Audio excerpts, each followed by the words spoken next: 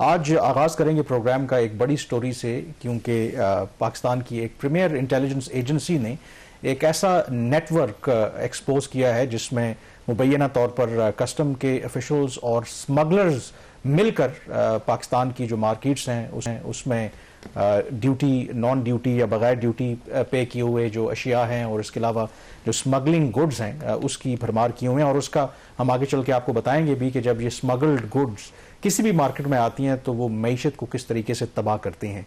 अब इसमें जो आइडेंटिफाई किया गया है, शहबाज तफसीलात भी बताएंगे, 70 लोगों को, जिसमें कस्टम के ऑफिशियल्स भी शामिल हैं और इसमें स्मगलर्स भी शामिल हैं। अब जो सबसे इम्पोर्टेंट सवाल है कि ये बात तो हम जानते हैं कि जब इस तरह का कोई गैर कानूनी काम होता है, स्मगलिंग होती है, तो ये मुमकिन नहीं है कि बग़ैर जो इदारे या लोगों के जो सरकारी मुलाजमीन हैं उनकी इन्वॉल्वमेंट के ये मुमकिन नहीं है कि ऐसा हो सके।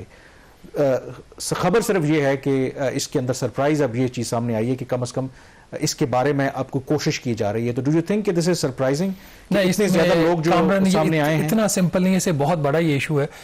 देखिए, स्मगलिंग पाकिस्तान का एक दरीना मसला रहा है और उसकी बहुत बड़ी वजह यह है कि ईरान के साथ जो पाकिस्तान का बॉर्डर है और अफगानिस्तान के साथ जो बॉर्डर है वो उस तरीके से मैनेजेबल नहीं है। माजी में इसके ऊपर आपको पता है कि खार दर बाढ़ लगा के भी इसको जो फ्लो है ट्रैफिक का भी, लोगों का आना जाना, उसको कंट्रोल करने की कोशिश की गई, लेकिन नहीं हो सके। इतना बड़ा बॉर्डर, इसको मैनेज करना इतना आसान नहीं है। तो एक स्मगल गुड्स आती रही। दूसरा इसका एक सोशल एस्पेक्ट है। सोशल एस्पेक्ट ये है कि बलूचिस्तान उस तरीके से तरक्की याफ्ता इलाका नहीं है, वहाँ पे सनतें नहीं है, ज़राअत उस तरीके से नहीं है, पहाड़ी इलाका है, बंजर इलाका है ज़्यादातर।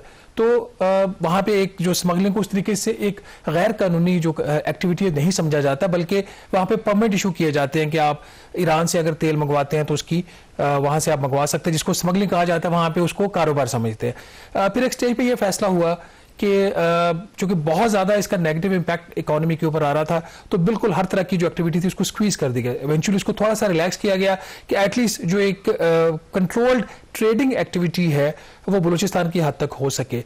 और फिर जो स्मगल गुड्स आती थी इसके अलावा भी, वो नॉर्मली होता है कि स्पीड मनी दे दी, जो अशिया पाकिस्तान स्मगल होती हैं बाहर से, उसके ऊपर ड्यूटी टैक्सेस पे नहीं होते। जो इंपोर्टर है, जो बेसिकली स्मगलर है यहाँ पे इस केस में, वो जो कस्टम्स के लोग होंगे, लॉ इन्फोर्समेंट एजेंसीज के लोग होंगे कुछ जगहों पे, तो उनको ब्राइब करके अपना वो नेटवर्क चलाते थे। ये काफ़ी तशवीशनाक वाली जो सूरत हाल जो अब इमर्ज हो रही है, इसके ऊपर अगर हम नाज़रीन को बताएं कि पाकिस्तान की बड़ी इंटेलिजेंस एजेंसी ने एक नेटवर्क पकड़ा है स्मगलर्स का। 78 अफराद का ये नेटवर्क था, जिसमें 37 जो अफराद है वो कस्टम्स के हैं, हुकूमत पाकिस्तान के वो मुलाजमीन है, जिसमें ग्रेड 20 के भी ऑफिसर शामिल है और 41 जो है वो स्मगलर्स हैं, जिसमें एक जर्नलिस्ट भी हैं जो इस नेटवर्क का हिस्सा थे। काफ़ी बड़ा नेटवर्क है। इसमें हमारे ज़राए ये बता रहे हैं कि अभी तक उन्होंने 2 गिरफ्तारियां की हैं, कम से कम जो अभी तक हमारे नॉलेज में है, जिनके नाम भी सामने आए हैं। 2 अफराद को गिरफ्तार किया गया और ये दोनों जो है FBI के मुलाजमीन हैं।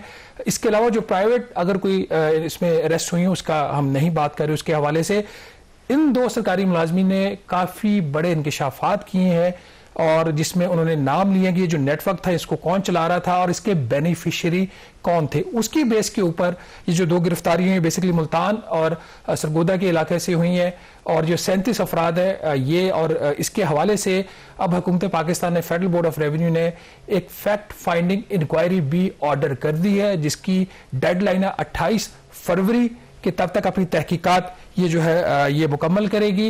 ये जो फैक्ट फाइंडिंग कमेटी है, इस हवाले से जो डेवलपमेंट है, इससे ये जाहिर हो रहा है कि काफ़ी इन्फ्लुएंशियल लोग इसमें शामिल हैं।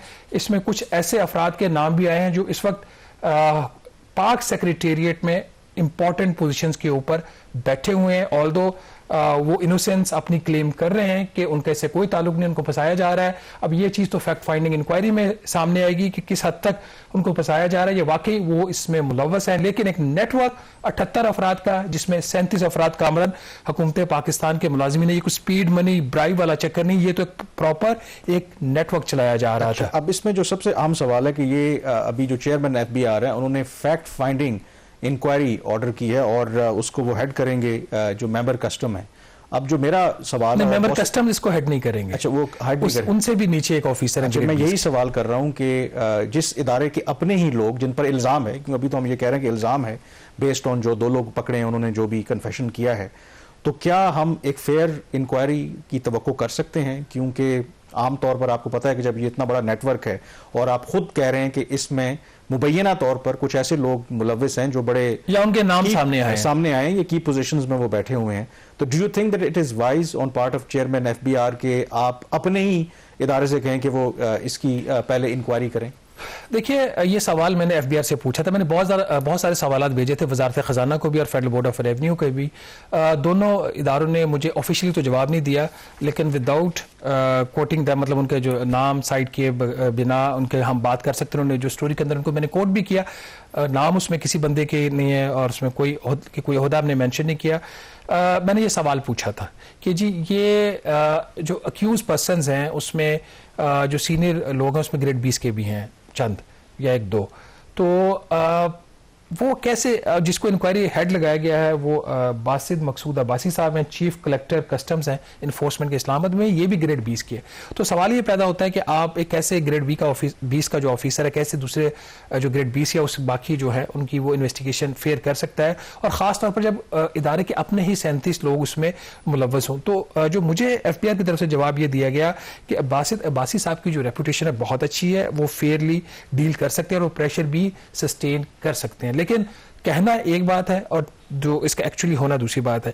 On the face of it एक चीज मैं काम बड़ी वाजे कर दूं यहाँ पे, मैंने खबर के अंदर जो नाम नहीं डाले उसकी बड़ी वजह यह है कि अभी जो है ना, I would treat them as innocent, every one of them.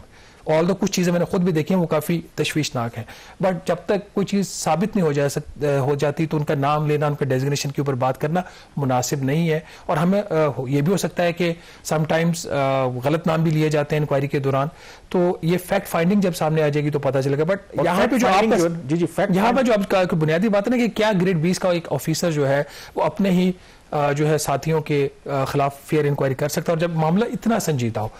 दो बातें इसके अंदर, पहली बात यह कि चूंकि एक इसके अंदर जो रिपोर्ट है वो एक इंटेलिजेंस एजेंसी की है और जो मेरी इतला ये काफ़ी हायर लेवल पे ये चीज़ नॉलेज में है, तो ऐसी सूरत हाल में जो है इतना शायद आसान ना हो चीज़ों को मैनेज करना, ऑल दो इसकी कोशिश हो। दूसरी इसकी ऑप्शन ये हो सकती है कि ठीक है एक इंटेलिजेंस एजेंसी की रिपोर्ट आ गई है तो एक थर्ड इंडिपेंडेंट एजेंसी से भी इसकी फर्दर इंक्वायरी करवाई जा सकती है। उसकी एक वजह यह है और कि क्यों जरूरी है, क्योंकि कुछ ऐसी भी चीजें इसमें सामने आ रही है कि शायद जो क्राइम की एलिजेड क्राइम की जो प्रोसीड्स हैं वो हो सकता है पाकिस्तान से बाहर चली गई हो, मनी लॉन्ड्रिंग इसके अंदर का भी एक एलिमेंट शामिल हो।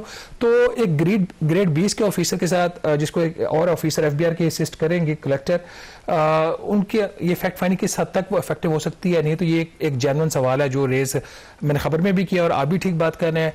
बट आई विल वेट जब तक ये फैक्ट फाइंडिंग इंक्वायरी जो है वो कंप्लीट हो जाती है, उसके बाद फिर देखेंगे कि क्या इन्होंने। और इसमें जो इंपॉर्टेंट बात है कि आई थिंक हाईएस्ट लेवल पे गवर्नमेंट की तमाम जो भी रेलेवेंट इदारे हैं उनको इसलिए इन्वॉल्व होना पड़ेगा। आपको पता है कि जो स्मगलिंग का नेटवर्क है ये बहुत पावरफुल लोग होते हैं, क्योंकि अरबों का जब इनका कारोबार चल रहा है, अगर आप उनको हर्ट करेंगे तो वो आराम से तो नहीं बैठते। और इसमें फिर इस बात का भी खदशा है कि जब ये तो मेरे ख्याल में मे बी ये टिप ऑफ द आइसबर्ग है, अगर इंक्वायरी फर्दर होगी, अगर फर्दर इसमें चीज़ें मटेरियलाइज होती हैं तो मे बी और बहुत बड़ी बड़ी शख्सियात इसके उसमें आ जाएं। और ओवरऑल आई थिंक जो परसेप्शंस देखें, आपको भी पता है जहाँ जहाँ जो हम चलें कस्टम ऑफिशियल्स की बात करें, एयरपोर्ट हो या जहाँ जहाँ हमारी पोर्ट ऑफ एंट्री है, एक आम तासुर तो यही है ना कि हर इदारे में और ख़ास करके कस्टम इदारे में ऐसे अफराद आपको मिलेंगे कि अगर आपने कोई इस तरीके का काम करवाना है आप पैसे दे के इस तरह के काम करवा सकते हैं।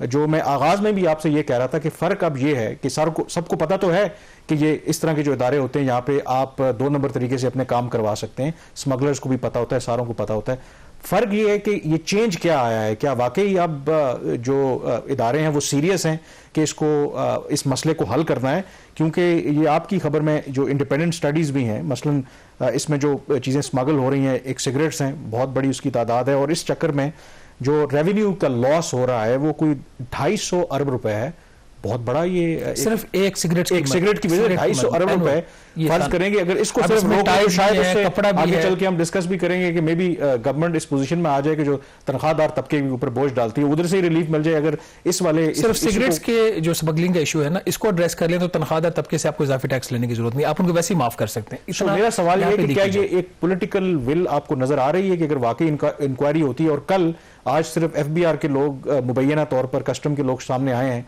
किसी और इदारे के अगर लोग उसमें पकड़े जाते हैं तो क्या उनके खिलाफ भी कार्रवाई होगी? हमारे ये भी होता है ना कि जब फिर बात कहीं और चली जाए तो यूजली ये काफी लुक्रेटिव बिजनेस है। कुछ लोगों के लिए स्मगलिंग जो है वो गैर कानूनी और कुछ लोगों के लिए जायज़ है। ये एक हमारे मुआशरे का एक अलमिया है। लोग जैसे आप अगर बायर हैं या कोई भी बायर है वो ये नहीं देखेगा कि चीज स्मगल्ड है या नहीं है, वो देखे सस्ती मिल रही है, ऑथेंटिक है, जेन्युइन प्रोडक्ट है और सस्ती है तो वो ले लेगा। तो इसकी इंटरप्रिटेशन डिफरेंट है, लेकिन हुकूमत के अपने लोगों का इसमें शामिल होना ये एक बहुत स्पीड मनी में ब्राइब में तो ये लोग होते हैं। नेटवर्क चलाना is a quite big thing, ये मुझे लगा। लेकिन जहां तक आपने कमिटमेंट की बात की है, जेन्युइनली मुझे लगता है कि कमिटमेंट है हुकूमत की भी और जो मिलिट्री एस्टेब्लिशमेंट है उनकी भी कि किसी तरीके से स्मगलिंग के ये जो नेटवर्क है इनको तोड़ा जाए, मुल्क के अंदर स्मगलिंग की वजह से नुकसान हो रहा है उसको रोका जाए। ये वजह कि हमने अपने प्रोग्राम में भी बहुत एक डिटेल में डिस्कस किया था कि दरिया सिंध के ऊपर तकरीबन 2 दर्जन के करीब नई एंटी स्मगलिंग चेक पोस्टें बनाई जा रही हैं और उसमें जो लोग भी रखे जा रहे हैं वो कस्टम्स के नहीं होंगे, वो रिटायर्ड मिलिट्री ऑफिशियल्स होंगे, उनके जो जवान होंगे वो होंगे। इस किस्म की काम हुकूमत कर रही है। मेरे ईसीसी ने 2 हफ्ते पहले शायद को 3 अरब रुपया एक इजाफी भी मंजूर किया है इन चेक पोस्टों के ऊपर असला और दीगर आलात की खरीदारी के लिए। तो कमिटमेंट है और यही कमिटमेंट ही है कि ये एक रिपोर्ट सामने आई है। अब जो सिविल ब्यूरोक्रेसी है वो इसके साथ कैसे ट्रीट करती है, that has to be seen. बहुत बड़ा ये मसला है। मुझे फ्रैंकली मेरे लिए काफ़ी जो इसमें 2 चीज़ें मेरे लिए भी शॉकिंग थी, बहुत सारे लोगों को शायद इसमें चंद एक लोग उसमें हम भी उनको जानते हों।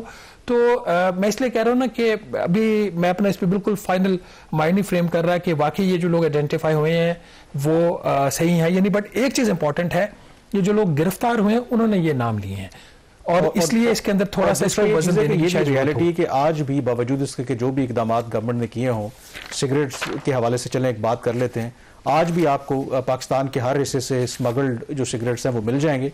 उसका मैं आपको एग्जांपल दे देता हूं। मैं नाम नहीं लेना चाहता लेकिन मेरे अपने एक जानने वाले हैं, तो उनकी कोई इतनी ज़्यादा तनख्वाह नहीं है, सिगरेट वो पीते हैं। तो मैंने कहा जी आप कैसे गुजारा करते हो?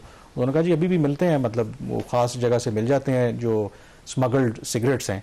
तो एक आम आदमी जिसको आज भी पता है कि कहाँ से आपको बगैर जो उसके स्मगल्ड सिगरेट्स मिल सकते हैं, तो जो हमारे इदारे हैं जिनका काम ही इसकी जांच पड़ताल करना है, देखना है कौन कौन सी मार्केट है जहाँ पे स्मगल्ड गुड्स मिल रही हैं, तो वाइल इन्वेस्टिगेशन भी वहाँ पर जारी रहे, बॉर्डर्स के ऊपर अपनी आप सिक्योरिटी सेट करें, बट जहाँ जहाँ जिस जिस जगह पे मार्केट्स हैं जहाँ पे स्मगल्ड गुड्स आती हैं वहाँ पर भी तो ये काम है ना, एफबीआर का ही काम है ना इसको। आप नाम ले, मैं आपको एक एग्जाम्पल दे दूं। चंद माह पहले मैं एफबीआर के एक ऑफिसर के साथ एक मेंबर के पास बैठा हुआ था, तो मैंने उनसे बात कर रहा था कि जो इस्लामाबाद में ब्लू एरिया है वहाँ पे जो टायर शॉप्स हैं तो वहाँ पे एक सस्पिशन है कि वहाँ पे स्मगल टायर्स जो हैं वो बिकते हैं।